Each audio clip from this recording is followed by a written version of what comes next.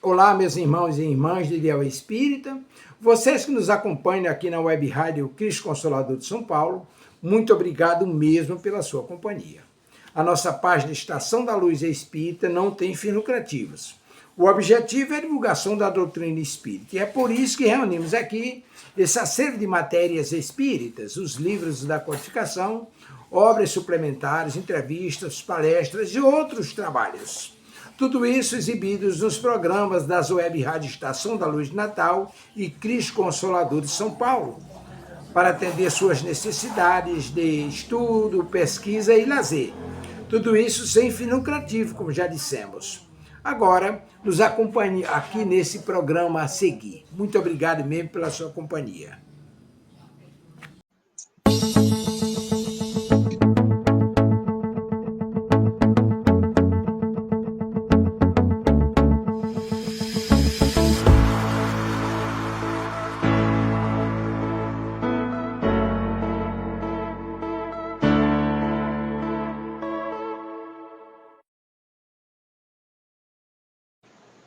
Boa noite, sejam todos muito bem-vindos a mais um programa da Web Rádio Cristo Consolador.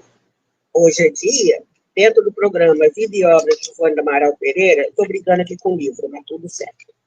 Pronto. Estamos na parte da literatura mediúnica.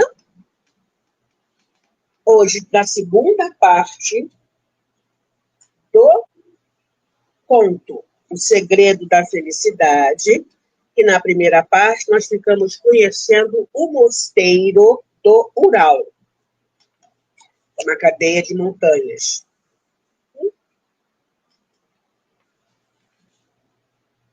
É uma vida muito rígida, em que muitas pessoas iam para lá, porque desiludidas com a vida fora das paredes do mosteiro, tanto homens quanto mulheres, e se dedicavam a viver lá de forma muito simples, plantando os próprios alimentos, orando e tal. Não, e tinha gente da nobreza lá, também pessoas que não estavam bem mentalmente, quando se recuperavam, podiam ir para casa, mas alguns preferiam ficar. Os outros nobres, que já tinham se reequilibrado, né? Fortalecido, curado as dores de cotovelo, coisas do gênero,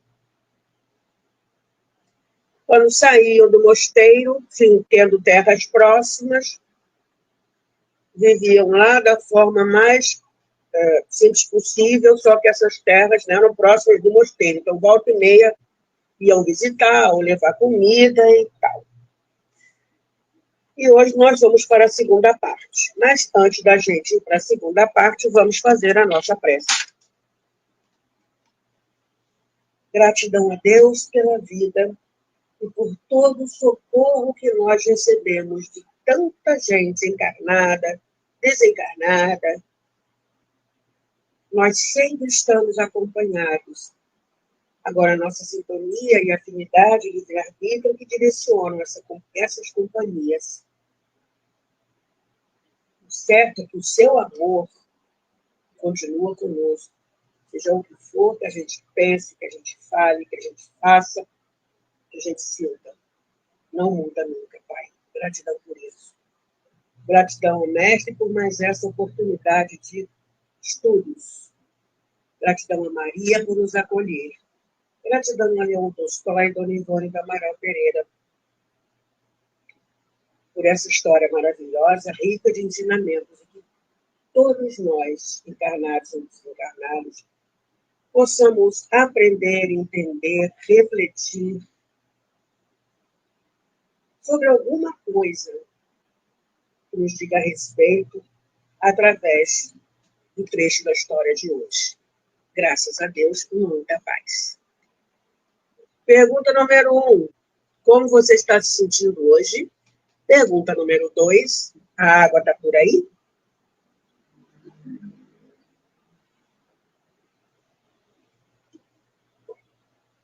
A minha está. Vamos, então, para a segunda parte?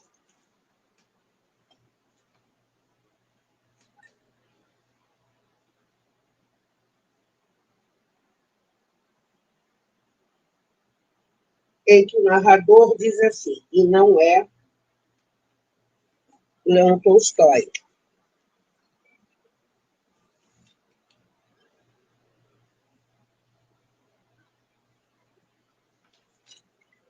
Deixa eu ver se é Leon Tolstói.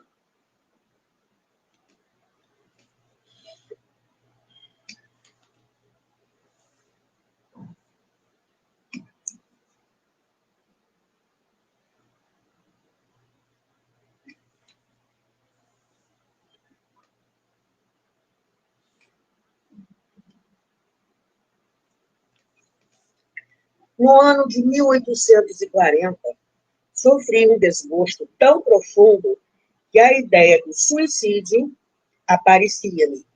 Não é Leon Tolstói, é o protagonista da história. A ideia do suicídio aparecia-me tenazmente como única possibilidade de sair honrosamente dos terríveis complexos que me passaram a obsidiar. Já tentara contra a existência por 2 vezes e sentia a alma de tal forma ferida, desorientada, que não encontrava meio de reequilíbrio na brilhante vida social a que me habituara. Pode-se dizer, desde a infância. Um companheiro de universidade, no entanto, a quem havia muito eu não encontrava, visitando-me durante uma daquelas deprimentes crises de hipocondria que me arrastavam ao desejo do suicídio, lembrou-me de um estágio naquele mosteiro do Ural, a ver se tiraria resultados bons com o tratamento psíquico para o sistema nervoso, visto que, dissera o companheiro, conhecera outros indivíduos em piores situações do que as minhas, que lá estiveram, obtendo resultados lisonjeiros com o singular tratamento hospitalar ali aplicado. Eu possuía os pequenos domínios por aquelas imediações, e, não obstante ter vivido sempre pelas capitais e até no estrangeiro, nascera nesses domínios e ali passara a infância até os 10 anos de idade. Sabia, portanto, da existência dessa comunidade, pela qual, quando menino, nutria um inqualificável sentimento de atração e terror. Ao mesmo tempo, não obstante jamais me haver atrevido sequer pelo limite das suas terras.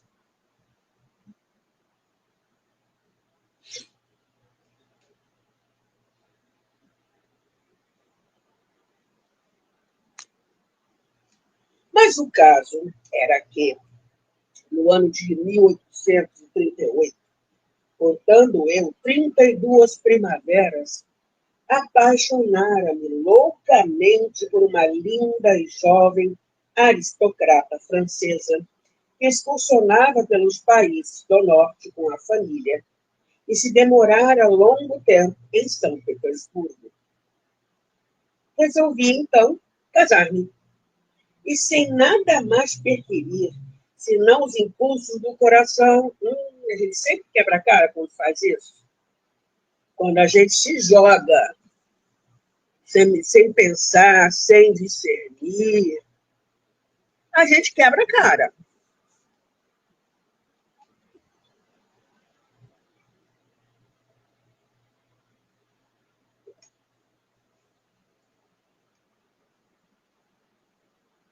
Resolvi, então, casar-me. Ponto. Vou casar com ela, acabou. Quero casar com ela. Oi, Maria, tudo bem? Boa noite.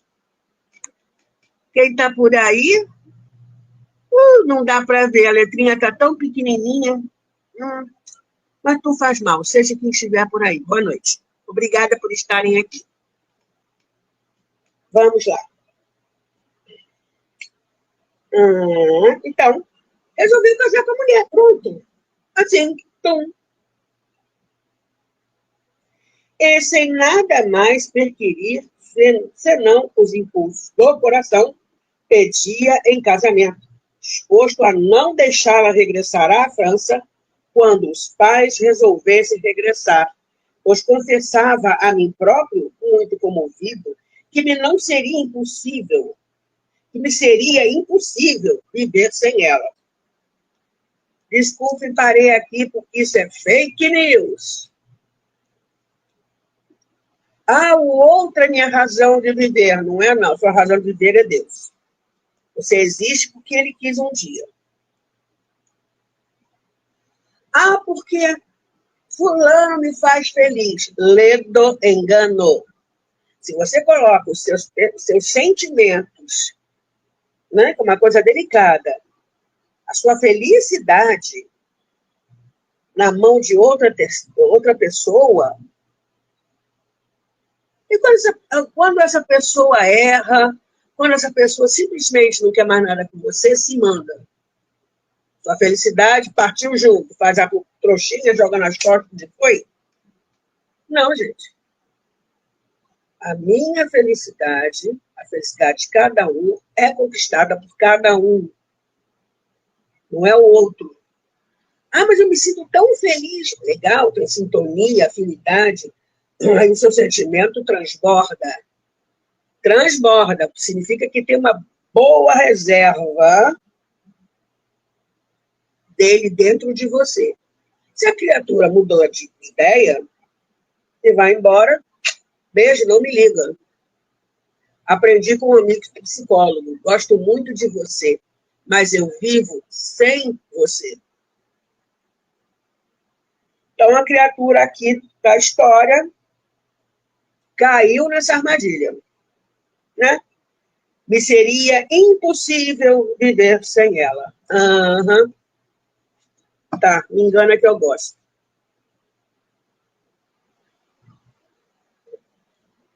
Fui aceito como pretendente, não obstante haver observado certa relutância por parte da própria jovem e algumas restrições por parte de seus pais.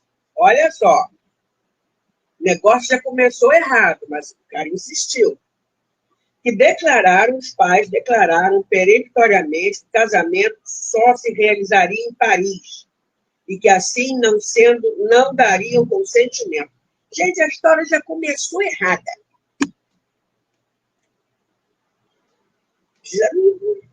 Vamos ver onde é que isso foi parar. Vamos lá. Roguei, então, a minha prometida que intercedesse por nosso amor junto dos pais, pois ser-me-ia difícil obter do imperador licença para me consorciar fora da Rússia, visto que eu servia no corpo da guarda junto dele. Mas nem por ela sendo atendido, ela também não quis. Meu Deus! Teimosia! Submeti-me a tudo, uma vez que realmente me sentia enlouquecendo de amor.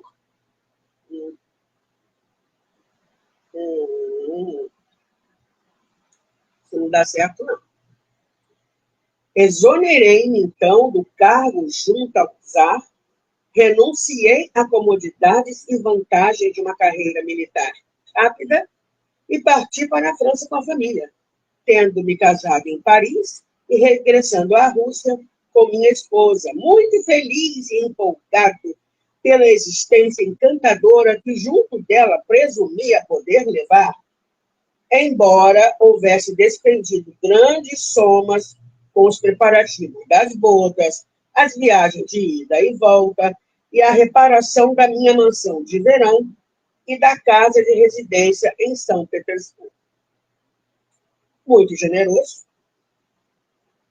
o imperador readmitiu-me nos serviços da guarda a pedido de amigos influentes e tudo era esperança e prosperidades em minha vida.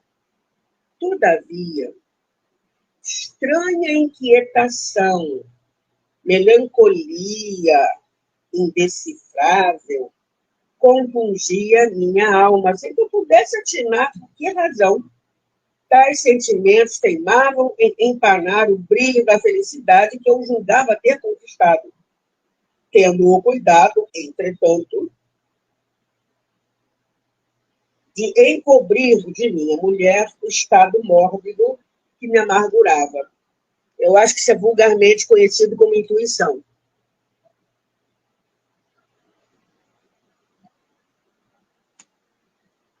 tive a ligeira impressão que isso é intuição. Vocês concordam comigo? Pois é.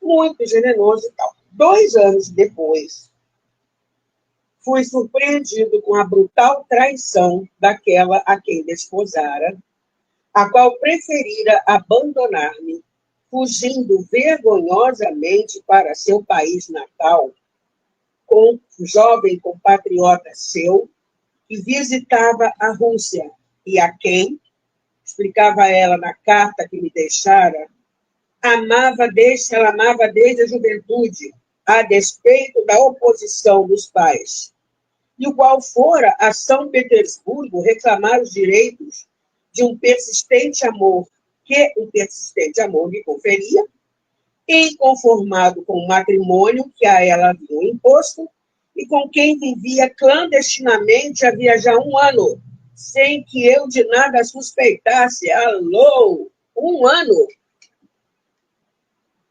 E ele nada de perceber o que estava acontecendo. Ele desculpa, de vez em quando eu tenho uns fios lisos que eles se intrometem aqui dentro do meu olho, não tem nada a fazer aqui. Mas, enfim, deixa eu melhorar isso aqui um bocadinho. Aí. Pronto. 1 ano, gente. 1 ano e ele nem tchum.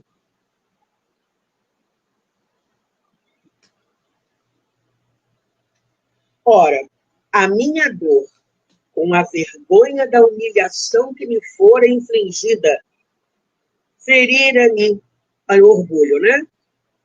Vergonha da humilhação, isso é orgulho, isso é vaidade. Ora, a minha dor, com a vergonha da humilhação que me for infligida, ferira-me violentamente, o ser eu altamente colocado na sociedade, vaidade pura, rico, descendente de ilustre família moscovita, possuindo um título de nobreza e uma patente de capitão do exército de um poderoso soberano da Europa. Olha como ele se compara com o outro. Olha o orgulho que fala. Ele era rico, ele, né, capitão da guarda do czar, a família era uma família ilustre de Moscou, ele era altamente colocado na sociedade. Ao passo que me vira preterido no conceito de minha própria mulher por um simples artista, um pobre pintor de retratos, um fabricante de miniaturas a óleo, obrigado a trabalhar para viver. Obrigado a trabalhar para viver. É orgulho, é vaidade. Qual é o problema com as pessoas? Bom, ele era né, quase nobre russo. Mas qual era o problema de uma pessoa, qual é, inclusive, ainda, o problema de uma pessoa trabalhar para viver? É um trabalho honesto. Então, não tem o menor problema. Mas a criatura, não. Né? Encontrava-me ausente de casa a serviço do meu regimento quando o fato se consumara. 15 dias depois, regressando a São Petersburgo e me inteirando de tudo, fora tal a vergonha de que me vira possuído, tal a dor do meu coração, que sinceramente amava, eu tenho as minhas dúvidas se ele amava mesmo esta mulher. Né? Paixão química. Eu, Eusínia, tenho minhas dúvidas sobre o sentimento deste rapaz. Continuando. E ainda soube por terceiro. Ele viajou, a mulher aproveitou, se mandou, e um terceiro que contou. Meu Deus. Tal a dor do meu coração, que sinceramente amava, que me refugiei no campo, sem ânimo para encarar os amigos, que nunca chegaram a aprovar o meu casamento com uma francesa. Olha, tudo contra. Os amigos perceberam que esse trem não ia dar certo. A garota estava dando para trás desde o início. Os pais idem. Até deram um jeito dele, né? Tentaram dar um jeito dele desistir. Não, o casamento estava na Rússia. Não, o casamento tem que ser na França.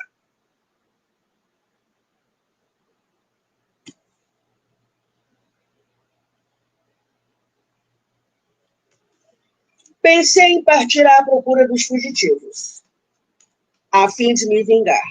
Mas desencorajei-me de qualquer reação e me limitei a enviar aos meus sogros em Paris a carta que minha mulher me deixara, pedindo-lhes a possibilidade de uma separação legal de minha esposa, o que me não seria possível na Rússia. Como ele casou na França, de repente, né? Pelas leis de lá,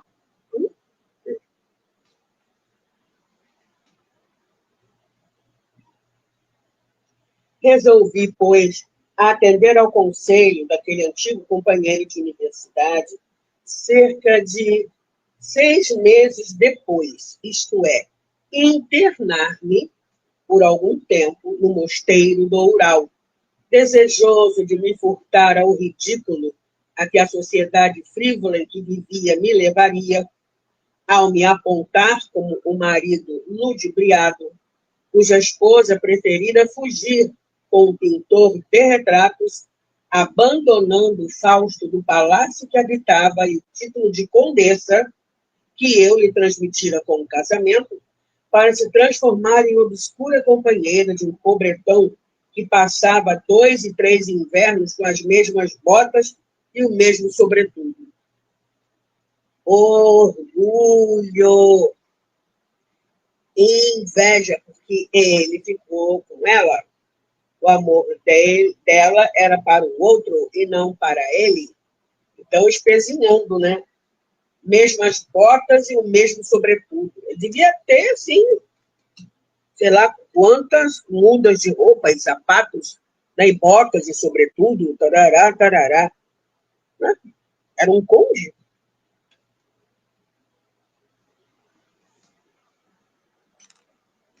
E assim foi que, pela segunda vez, me desliguei dos serviços junto ao imperador e deixei minhas propriedades de São Petersburgo e meus domínios do campo entregues a administradores. Tomei 2 cavalos e mais um pajem e seu cavalo, e, ao defrontar a encruzilhada sombria, lembrando que a estrada ia, é uma coisa assim, mais para barro do que tijolo, aí chegava um momento que dava acesso, ela continuava a estrada, entre aspas, principal, mas tinha uma outra muito apertadinha, muito íngreme, que ia dar na entrada do mosteiro. E, ao defrontar a encruzilhada sombria, nesse ponto, despedi o pajem e marchei sozinho pelos caminhos agrestes e tão desolados quanto o era, no momento, o meu coração. Acabei não vendo o significado de verstas, à medida que fiquei de ver, esqueci, desculpem. Venci finalmente as 10 ou 15 verstas restantes do carreiro particular, fazendo apenas uma parada à noite, num albergue rústico, à beira da estrada, e cheguei na tarde seguinte ao sopé da pequena elevação onde servia a ermida. Amarrei os cavalos a um pinheiro, certo de que os dirigentes da instituição não desprezariam aceitá-los quando eu os presenteasse com eles. Subi as escadas de pedra e puxei a corda pendente do portão, ouvindo imediatamente o bradar da sineta.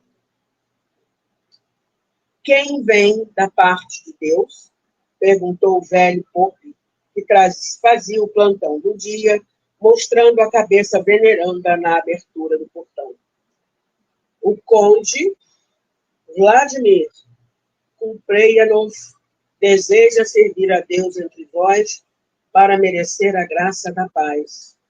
Respondi, emocionado, sentindo a estranha impressão de que esse fora, com efeito, o destino que eu trouxera ao nascer, mas que somente naquele momento se tornava por mim compreendido. O portão abriu-se com estrondo, lançando ecos impressionantes pela região, e eu entrei, convencido de que penetrava num mundo novo, onde vida nova raiaria para mim, vida absolutamente diferente da que levara até então. E é mesmo, vamos lembrar que lá dentro ninguém falava, todo mundo no mais absoluto silêncio, recolhimento, concentração, cuidavam dos doentes que estavam lá, né? Silêncio. Uma vez eu fui em um convento, aqui no Rio de Janeiro, conversar com uma pessoa de lá, uma madre, no caso a abadesa.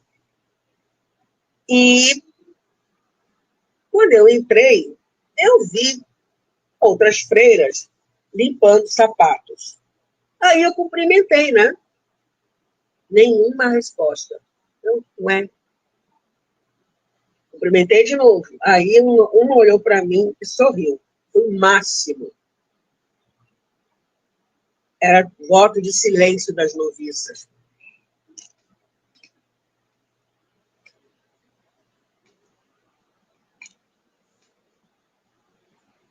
Prosseguindo.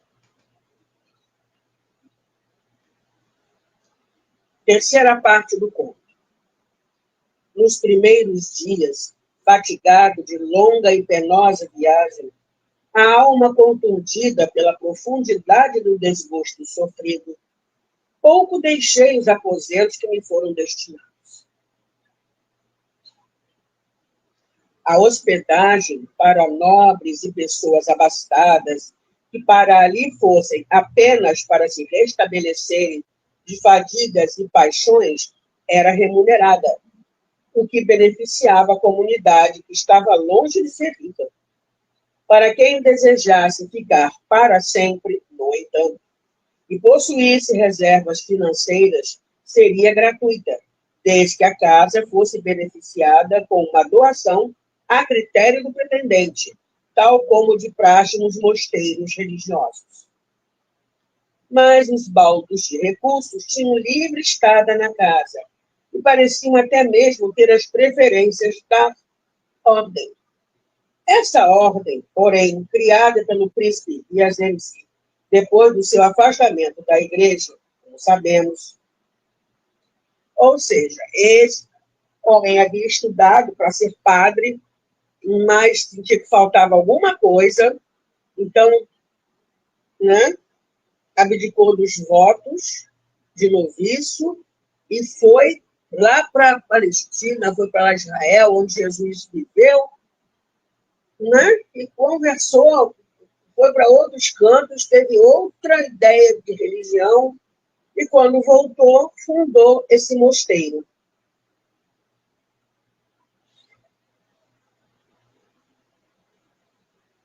Essa ordem, porém, criada pelo príncipe Wiazemski, depois do seu afastamento da igreja, como sabemos, somente seria laica e livre, porque liberta do jugo das ortodoxias.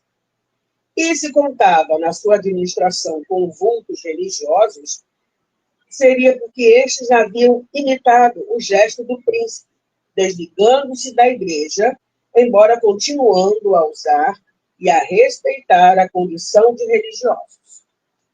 A regra, portanto, era tão somente fundamentada no Evangelho de Jesus Cristo, e, desde que este fosse adotado e sinceramente observado, poderia fazer parte da comunidade qualquer pessoa, sem distinção de classes sociais e credos religiosos.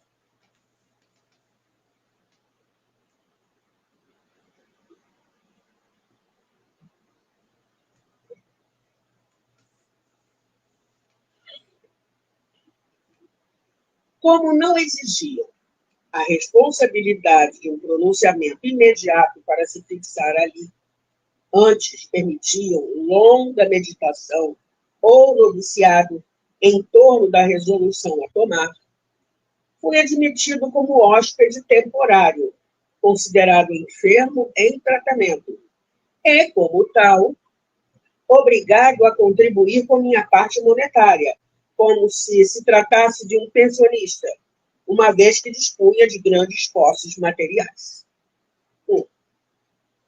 Deram-me uma cela pequenina, semelhante às demais ali existentes, caiada de branco e sem pinturas, com uma cama modesta, mas aquecida com forros de lã, uma estufa onde eu mesmo poderia fazer o meu chá e aquecer a minha sopa, uma cadeira estofada em couro, uma mesa de pinho de viga coberta com atoalhado azul, um jarro d'água, uma bacia pequena, um copo de estanho, e à parede, por cima da estufa, o clássico nicho com a imagem da Virgem, que assinalava todas as dependências do mosteiro.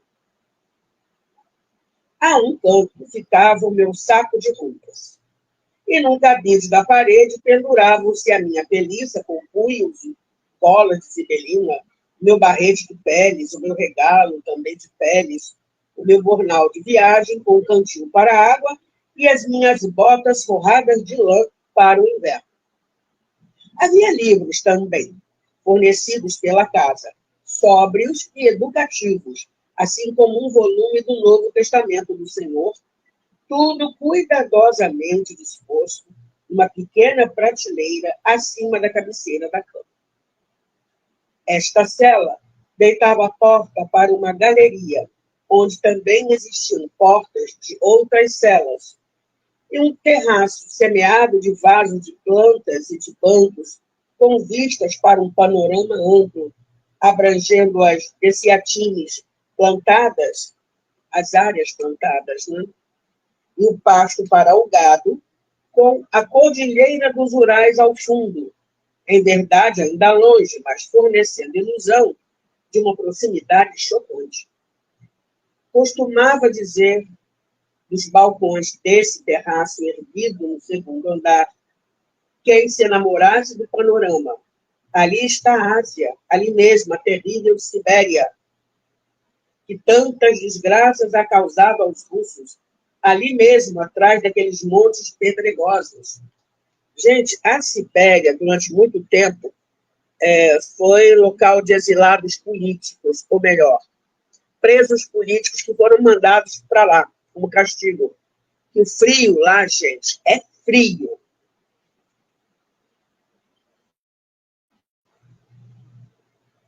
Tem uma cidade lá chamada Yakutia,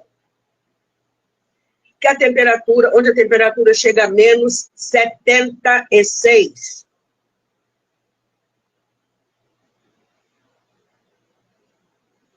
Até menos 47, 46, 47, as crianças vão à escola. Uma moça de lá foi entrevistada, ela disse que não, que ela amava aquele lugar, não queria sair de lá, não. Gente, aqui no extremo oposto de temperatura, de sensação térmica, se a temperatura lá de menos 76, imagina a sensação térmica. Uau! Continua aqui o nosso amigo contando como é que foi a estadia dele lá nesse mosteiro. Na semana seguinte, já afeito ao ambiente e principiando a serenar a excitação dos meus desgostos, num local singular que se diria balsamizado pelos favores do céu, o superior da antiga ermida convidou-me a uma conversação a sós. A conversação do recém-chegado com o superior era programação obrigatória para os enfermos físicos ou psíquicos, pois, através dela, era que se decidiria o tratamento a aplicar naqueles nervosos e fatigados, nos enfermos da alma e do corpo. O superior arrastou-me para um terraço coberto, espécie de minarete medieval, suspenso do último andar da torre, e ali me convidou a sentar em confortável cadeira, à frente de uma mesinha onde o samovar, uma espécie de bule, né? Já aceso, fazia ferver o chá. Um fogareiro. Os nobres tinham de prata, era uma coisa assim.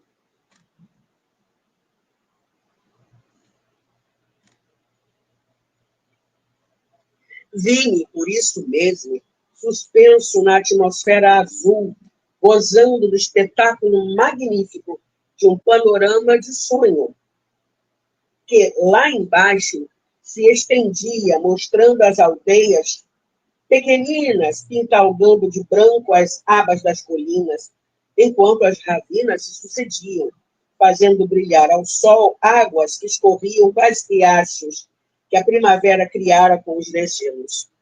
Do outro lado, eram as dessiatines, cultivadas do mosteiro, os homens e as mulheres trabalhando no trigo ou no centeio, no parque ou nos jardins, as ovelhas agrupadas como manchas movediças no horizonte, o gado pastando em convivência amistosa, embalhando as campainhas presas ao pescoço, e tudo aos meus olhos, aparecendo como pequeninos pontos nas longitudes do horizonte. Havia sol, embora frio e pálido, mas o ar estava diáfano e o azul do espaço era puro e imaculado, qual o manto ideal da Virgem Mãe, que patrocinava aquela mansão acolhedora. O superior aproximou-se de mim, solene, a fisionomia grave, a cabeleira grisalha pelos ombros, o hábito negro, tétrico, a cruz de rubis e brilhantes pendentes de uma corrente de ouro sobre o peito. Tratava-se de um filósofo, antes que um religioso, um cientista, pois era médico, psicanalista, tendo observado e procurado imitar todos os exemplos do fundador da instituição, a fim de se considerar habilitado para a sua direção. Sentou-se ao meu lado e perguntou com voz afável: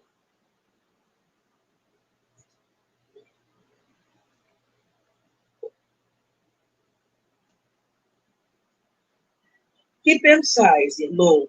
Que pensas, irmão, desta casa? Pois, ao se transporem aqueles umbrais, não mais se conservariam títulos nem patentes. Seríamos todos filhos de Deus, irmãos uns dos outros, apenas irmãos e nada mais que irmãos.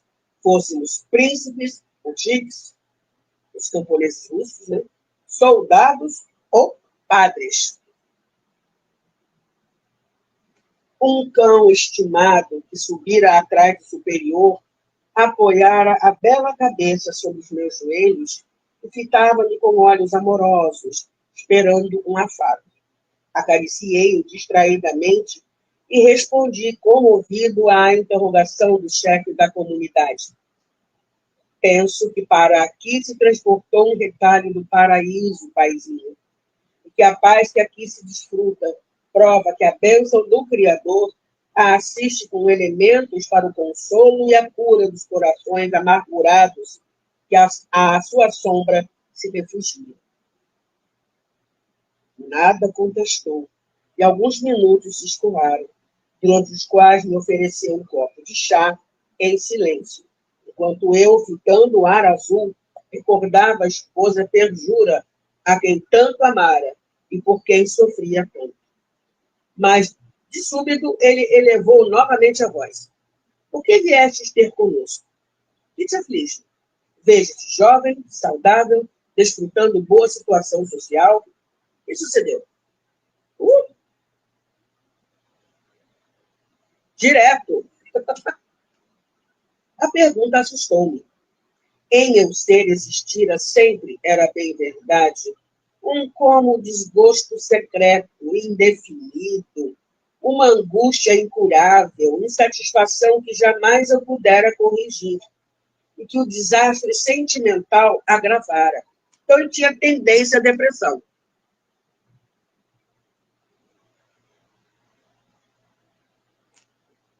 Agora, por quê, né? Vamos ver.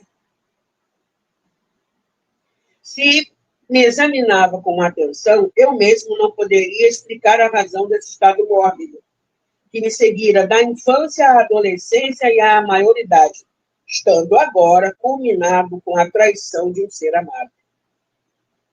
Em verdade, eu possuíra uma família que me adorara na infância e respeitara na mocidade. Fizera um curso brilhante na universidade, ascendera à patente de capitão ainda jovem. Era rico, jamais conhecera dificuldades ou privações. Vivera no estrangeiro, fruindo o prazer de diversões encantadoras e estudos mais amplos que me saciassem o desejo de instrução aprimorada. Unicamente a desilusão pela infidelidade de minha mulher dera motivo de queixas a mim mesmo, indispondo-me com a vida e as alegrias próprias da natureza humana. No entanto, eu jamais me sentira feliz. Uma intranquilidade, uma angústia e um temor singular pelo futuro sempre seguiram meus passos, anuviando-me a coragem de viver. À pergunta inesperada do superior, portanto, abri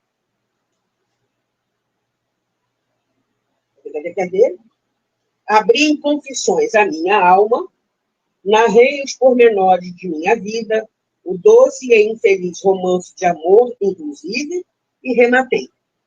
Venerando o Pai, considero-me hoje o mais infeliz dos homens. Eita, diacho. O mais infeliz dos homens.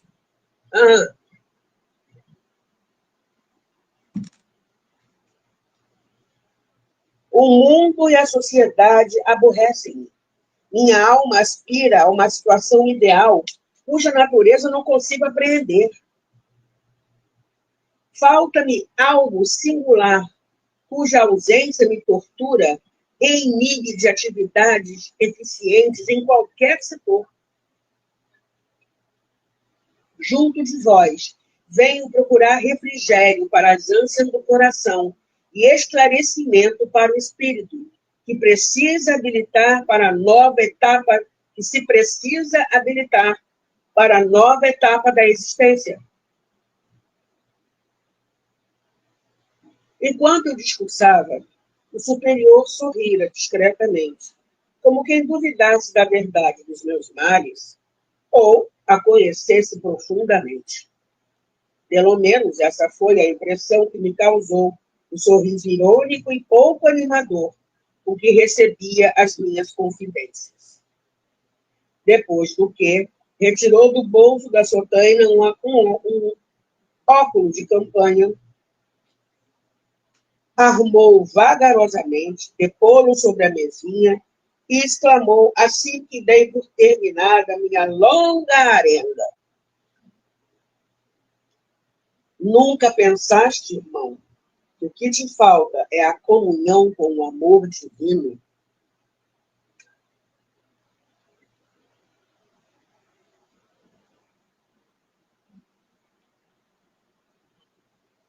Sim, essa ideia ocorre-me com frequência. Eu bem quisera tornar-me crente fervoroso nas coisas celestes, mas racionalmente convicto. Quisera achegar-me a Deus, servi-lo, mas como? Como encontrar Deus na sociedade frívola e egoísta de São Petersburgo, de Moscou, de Paris, de Londres, de Berlim, de Viena, ou nas exposições arbitrárias de Roma? Como encontrá-lo e comungar com ele, se as religiões igualmente nada sabem de positivo a tal respeito, e por não saberem, nada explicam de contundente? E aos problemas mais graves que ferem a humanidade, respondem que o assunto é inacessível à compreensão humana, mistério da criação, leis do inconhecível, às quais nos devemos curvar passivamente, sem o desrespeito de procurar desvendá-las. Bendita doutrina espírita, hein? né? Não tem nada oculto, isso, né? Resolve, esclarece tudo. Como encontrar Deus na ignorância, na situação e no sofrimento dos mudiques? Como encontrá-lo diante de um cego ou de um ranceniano, de um cretino ou de um aleijado que rasteja, quando acolá vejo a suntuosidade do imperador, ou a graciosa silhueta de uma virgem? Como encontrá-lo na inferioridade do degenerado, quando me extasio ante a superioridade do santo e do gênio?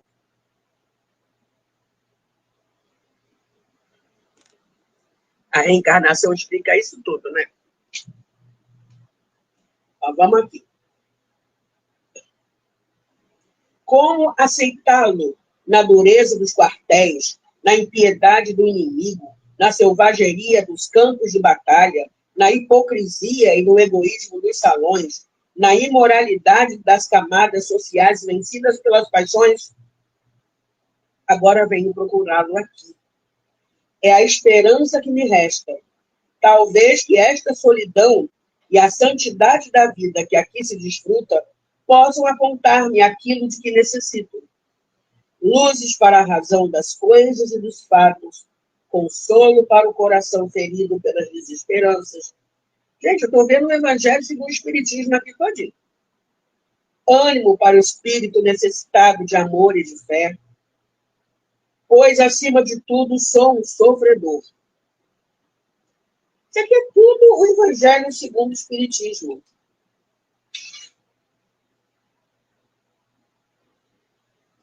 Deixa eu ver que horas tem. Eu vou me estender mais um pouquinho. E vamos lá. A verdade é, meu caro, que tens procurado o Criador, onde bem sabes que não poderás encontrá-lo. Contravém o monge. Não desejo divagar contigo sobre o assunto, porque seria discurso inútil.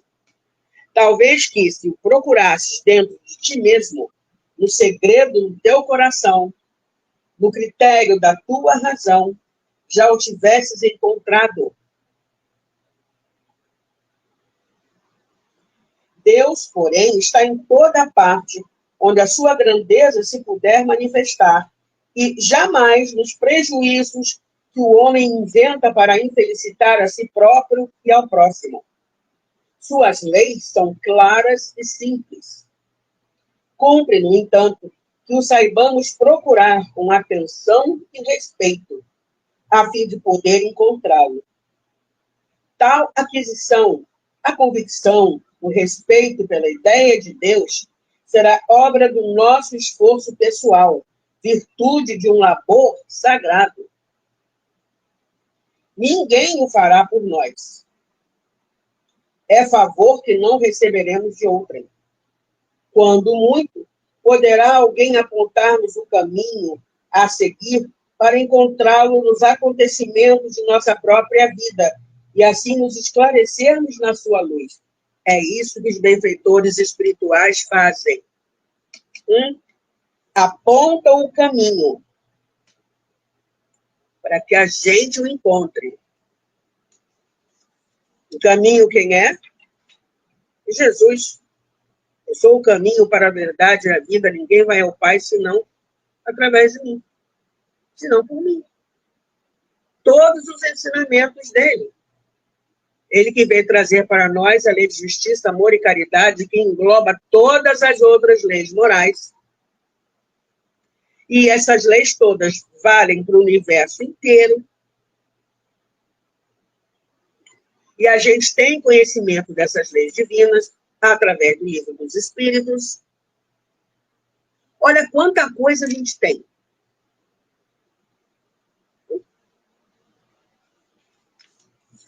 Mas um bocadinho só.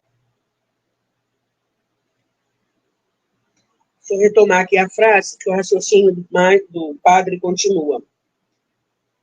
Quando muito poderá alguém apontar-nos o caminho a seguir para encontrá-lo nos acontecimentos de nossa própria vida e assim nos esclarecermos na sua luz, isto é, conhecermos o critério de suas verdadeiras leis.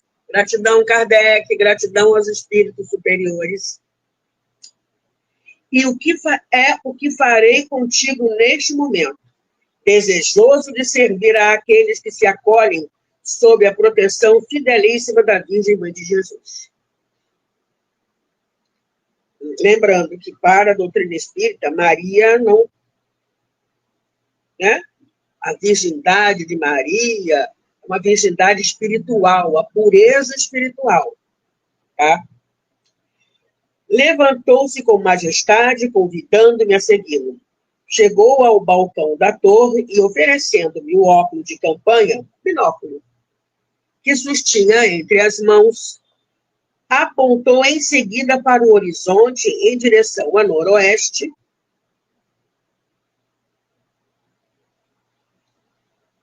e prosseguiu. Assesta este óculo para além, a noroeste, e responde. Que distingues? Vamos parar por aqui.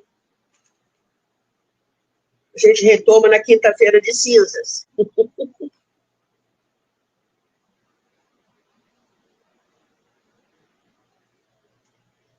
Tá? A gente retoma na quinta-feira de cinzas para ver por que esse padre, né, esse monge, quis mostrar o panorama e muitas, muitas, muitas outras coisas.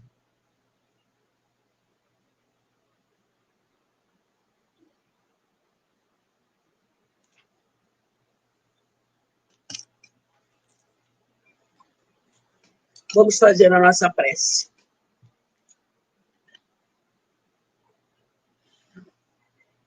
Gratidão, Pai, por tudo que nos cerca. Não só aqui, nesse planeta, na natureza. Nós, infelizmente, Pai, estamos lidando muito mal com isso. No entanto, Jesus, sob suas ordens, quando criou esse planeta, até a camada de ozônio foi colocada no lugar certo. Gratidão pelo universo, que quando a gente vê as fotos, é tudo tão bonito. Há tanta vida, porque os amigos espirituais se movimentando o tempo inteiro lá. E nós existimos.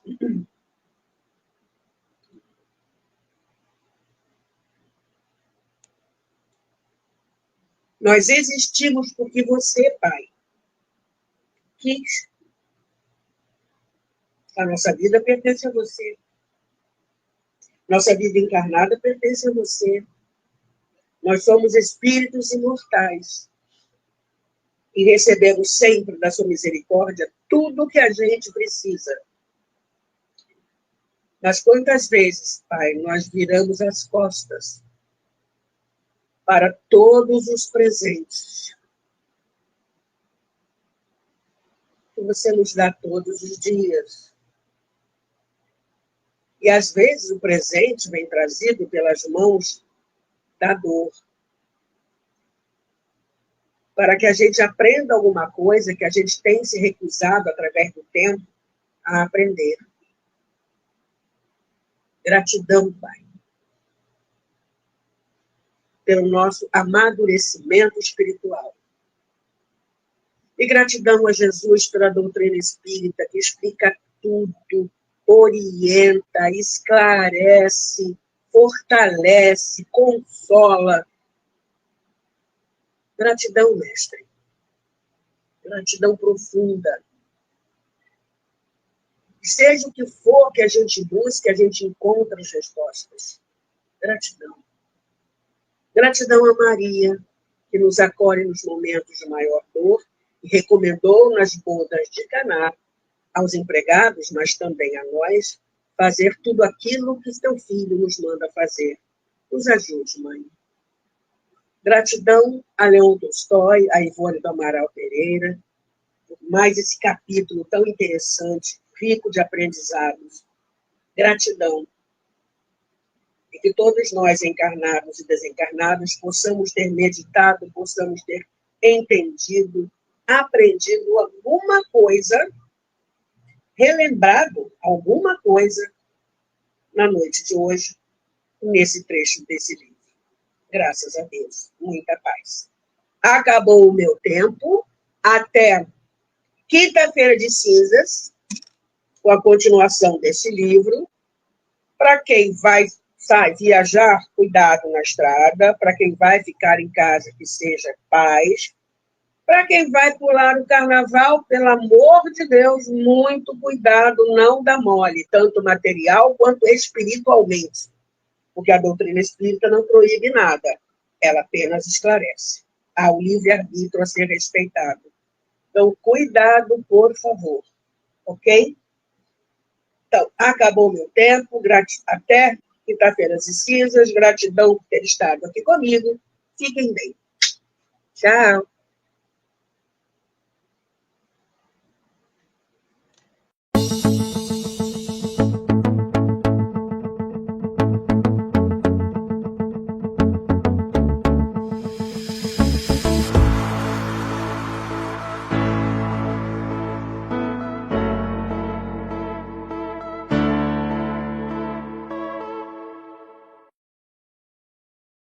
Chegamos ao final do nosso programa. Muito obrigado por ter nos acompanhado nesse trabalho e aguardo você na próxima atração.